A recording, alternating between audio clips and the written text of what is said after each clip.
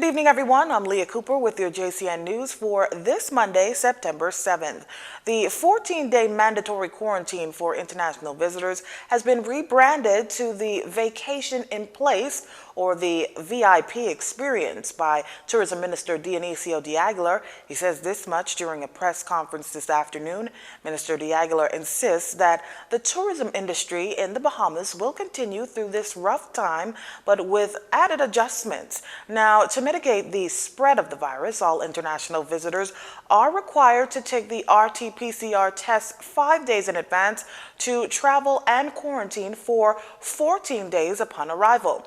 However, it will not be deemed quarantine. Moreover, because the Ministry of Tourism recognizes that messaging is critical to instilling confidence from both our local population and our international tourism markets, we have carefully chosen language that communicates the act of quarantining, a rather harsh word that conjures up in the minds of the prospective travelers something most unpleasant, especially when you state that persons entering the country have to, quote, quarantine for 14 days, and some may have to do that, quote, in a government-mandated facility.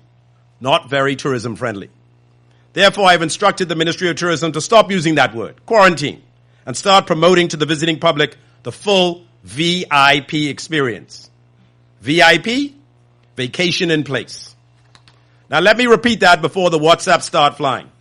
Instead of designating the act of remaining on a hotel property as quarantining, we are instead referring to it as vacationing in place.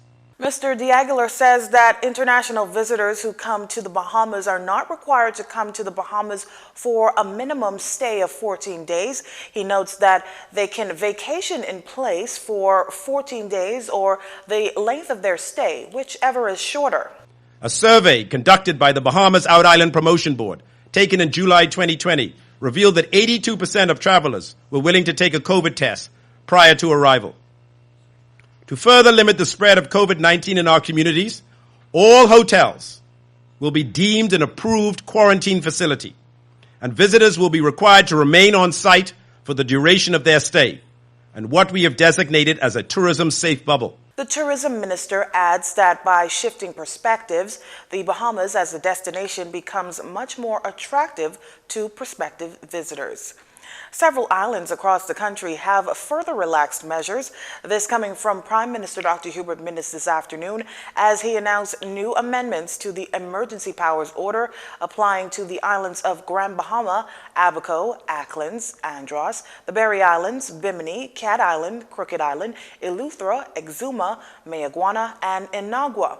He says this much during a press conference over in Grand Bahama. Businesses, agencies, establishments and institutions will be able to operate subject to the safety protocol with few exceptions that are high-risk activities.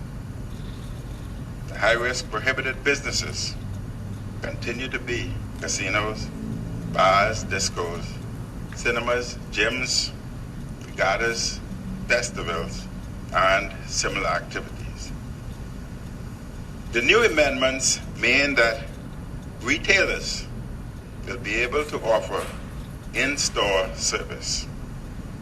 Restaurants will be able to offer indoor dining services, provided they follow the physical distancing, mask wearing, and sanitization protocols in the order. The Prime Minister adds that fish fry establishments on those islands may continue takeaway and curbside services.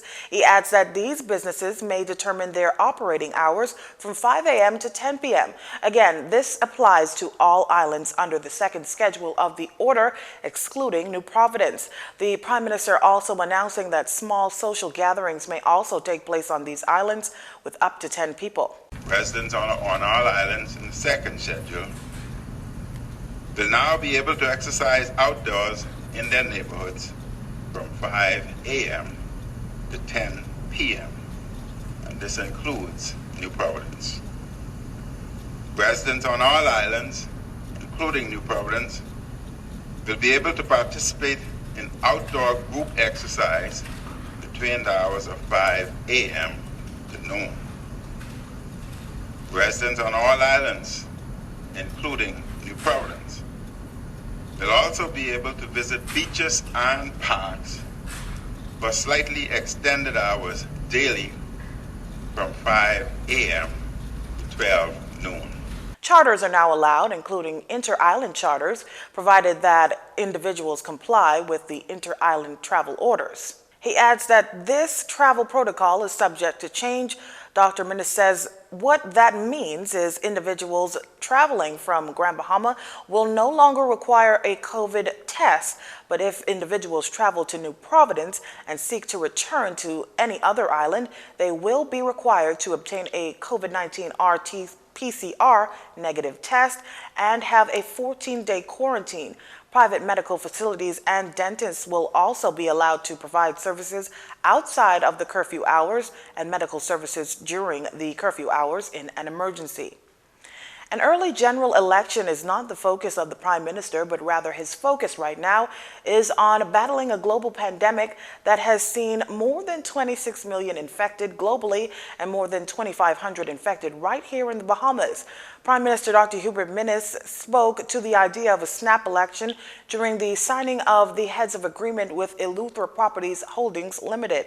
With the trend in the Caribbean region and Latin America being snap elections, with Jamaica having an election just last Thursday, last month following the Prime Minister's announcement of a total lockdown in the capital, effective immediately, Progressive Liberal Party Chairman Senator Fred Mitchell called for a general election, contending that the public has lost confidence in the Minnis-led administration as a result of the COVID-19 pandemic.